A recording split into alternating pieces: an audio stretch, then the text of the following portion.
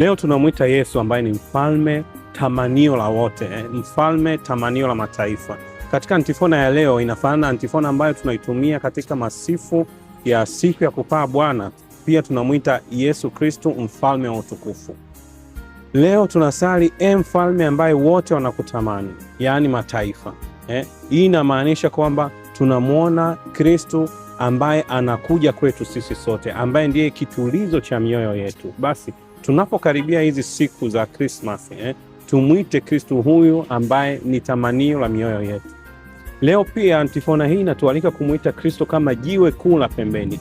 Jiwe hili ambaye ndiyo msingi ambayo pia sisi sote linatuunganisha. Maneno haya yanatoka katika Zaburi ya 117, ambayo hata pia ni maarufu katika msimu wa Pasaka. Tunaimba Kristo jiwe kuu la pembeni, jiwe hili.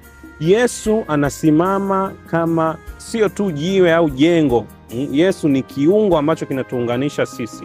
Hivyo tunavyojiongea siku hizi za Christmas, za kuzaliwa Bwana, tunamngoja yeye, tunamwita yeye aje kutuokoa sisi. Yeye ndiye anatuunganisha. Hata Mtakatifu Paulo kwa Waefeso anawaandikia kwamba sisi sote tupo chini ya kanisa, au ni sehemu ya kanisa ambalo limeundwa kwa mitume, ambalo limeundwa kwa Kristo mfufuka ambaye ndiye jiwe kuu la pembeni.